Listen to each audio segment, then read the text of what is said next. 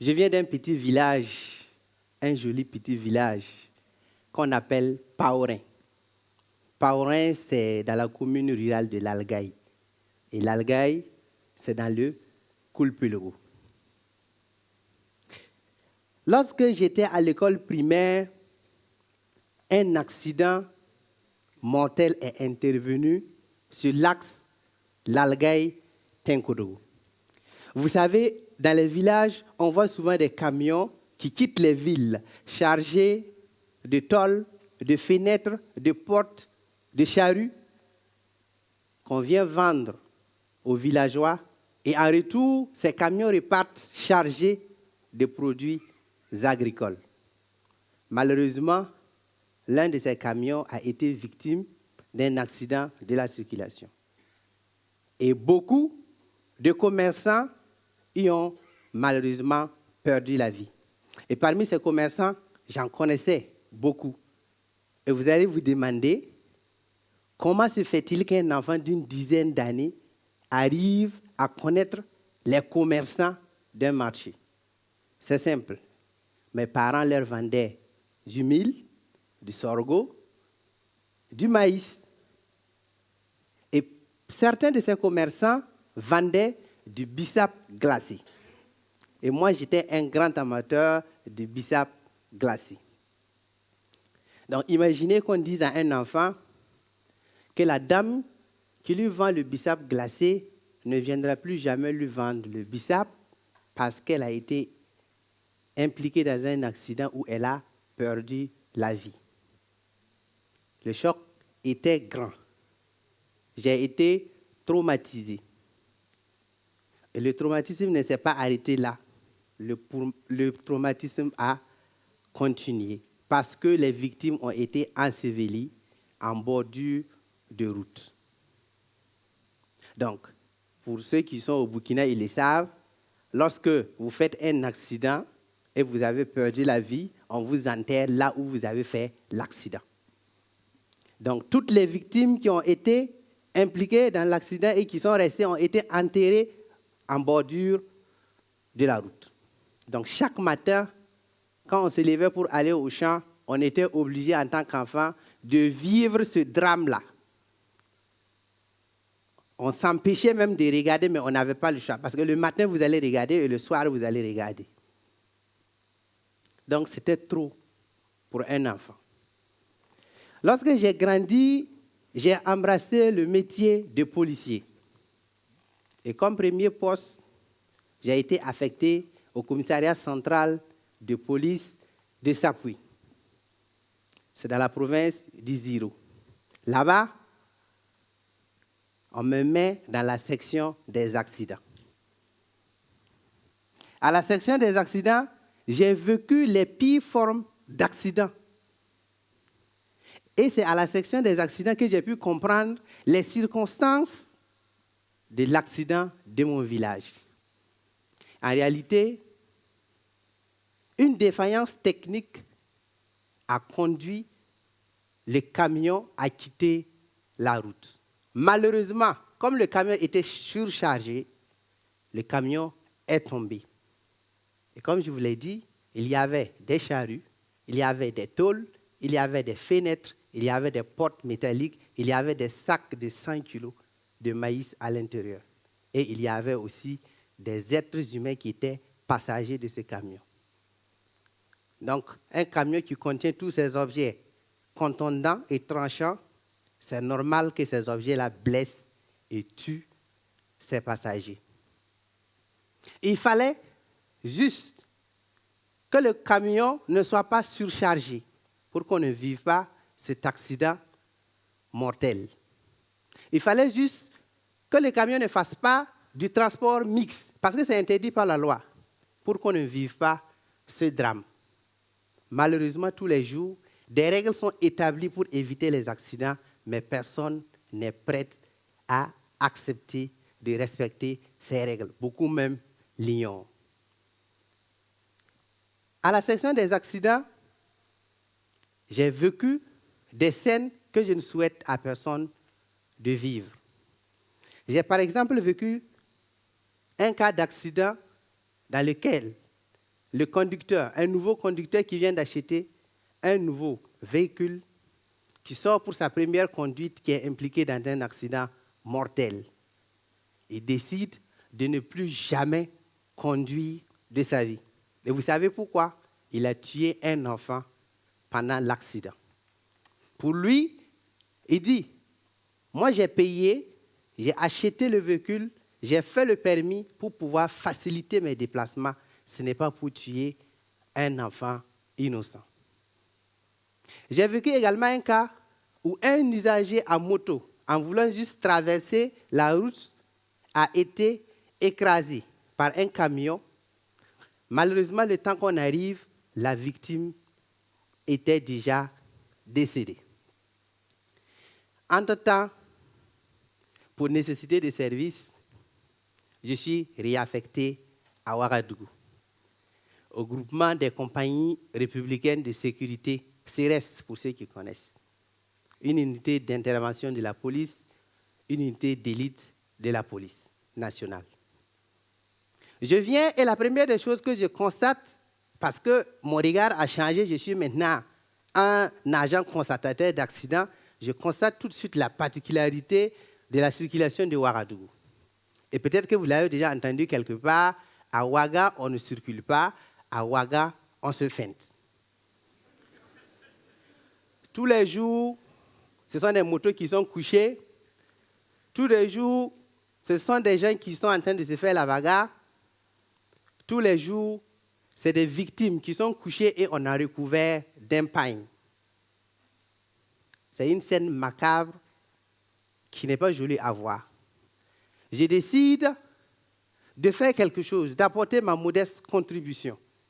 Mais comment vais-je m'y prendre? Je ne suis plus à la section des accidents. Je suis dans une unité d'intervention de la police où on est appelé, c'est le nom qu'on est à Ouagadougou. Sinon, quand on est dans une unité d'élite, on n'est plus sur le terrain pour lutter contre le terrorisme, on n'est plus sur le terrain pour défendre la patrie.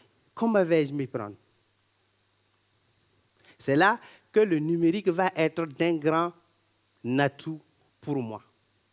J'ai créé donc une plateforme numérique de sensibilisation sur un réseau social. Alors, on commence à animer la plateforme sur les thématiques de la sécurité routière, sur les thématiques de la circulation routière. Les gens aiment, on en parle un peu partout. Mais subitement, la plateforme est supprimée pour non-respect des standards de communauté. Bon, tout le monde est choqué. Moi, le premier responsable, même, je suis choqué. Parce que, pour moi, parler de sécurité routière simplement, on ne doit pas supprimer une plateforme qui parle de sécurité routière, étant donné qu'on connaît les statistiques en matière de sécurité routière au Burkina Faso et dans le monde.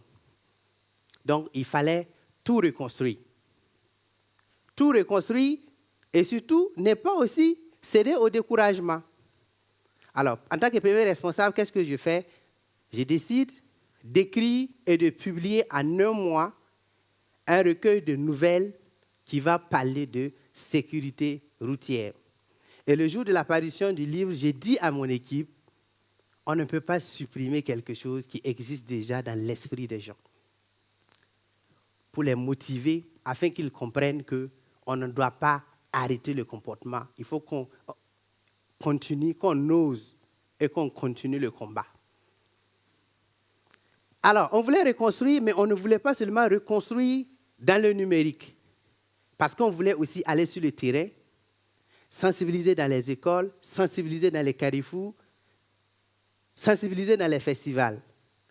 Et imaginez-vous, en tant que maire ou en tant que proviseur, que vous voyez dans votre parapheur un dossier qui est écrit, le groupe Facebook, Monsieur le maire, ça ne fait pas sérieux. Donc, il fallait qu'on mette en place une association reconnue de l'État afin de pouvoir continuer la lutte. Et c'est là que l'association Zéro Goutte de sang sur la route a vu le jour.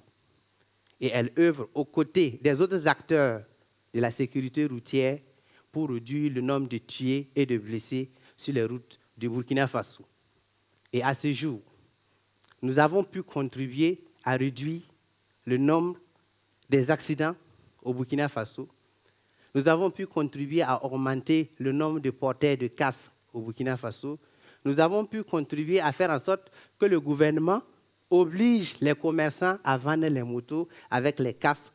Nous avons pu faire en sorte que le gouvernement subventionne les prix des casques afin que les populations puissent s'en procurer. Tout ça, c'est bien, mais ce n'est pas suffisant. Je vous demande d'oser, avec nous, aller au-delà de la sensibilisation et aller à la prise en charge des victimes des accidents de la circulation. On pourrait, par exemple, acheter des prothèses pour les victimes d'accidents qui ont été mutilés. On pourrait, par exemple, acheter des fauteuils pour les victimes d'accidents qui ont été handicapés. On pourrait, par exemple, offrir des bourses d'études aux orphelins laissés par les victimes des accidents de la circulation. On pourrait, par exemple, offrir des formations professionnelles aux veuves laissées par les victimes des accidents de la circulation. Chers amis, au Burkina Faso, on enregistre sur les routes 25 000 accidents par an, 15 000 blessés par an, 1 000 tués par an. Et seulement pour le premier semestre de l'année 2024, on est déjà à 567 personnes tuées sur les routes du Burkina Faso, c'est-à-dire de janvier à juin, 6 mois. Bon, quand on dit 567 personnes tuées, ça peut ne pas vous toucher. Mais 567 personnes, c'est 567 Burkinabés. C'est 567 braves Burkinabés. C'est 567 braves valides. C'est 567 mères qui sont inconsolables. C'est 567 pères qui sont meurtris. C'est au moins 567 orphelins avec un avenir incertain. Je n'oublie pas les frères, les sœurs, les cousins, les neveux, les nièces, les amis, les collègues qui sont affligés par le départ précipité de leurs proches. Ça, c'est les chiffres. Mais pour aujourd'hui, avant de venir ici, ma femme, mon épouse, m'a informé que sa camarade de classe vient de décéder suite à un accident de la circulation. Avant de rentrer dans la salle, on m'a appelé de Kombisiri pour dire qu'un accident mortel est intervenu là-bas. Il est plus que urgent d'agir pour la sécurité routière. Il est plus que urgent d'agir pour arrêter cette hémorragie sur les routes. Il est plus qu'urgent d'arrêter le fléau de l'insécurité routière. Nous, moi, nous avons fait notre part et nous continuons de faire notre part. Vous aussi, vous devez faire votre part. Vous devez oser faire votre part. Et ce n'est pas seulement dans la sécurité routière, non. Nous sommes dans une société avec beaucoup de problèmes. Chacun de vous doit oser apporter sa contribution pour résoudre les problèmes de la société. Ça peut être la promotion de la culture, ça peut être la lutte contre le terrorisme, ça peut être la promotion des droits humains, ça peut être la lutte contre la drogue, ça peut être la promotion de l'inclusion, ça peut être la lutte contre les violences basées sur les genres. Dieu vous a donné à chacun de vous une intelligence particulière, une vision particulière. Vous avez le pouvoir de faire la différence. Il vous suffit juste d'oser. Osez, osons. Je vous remercie.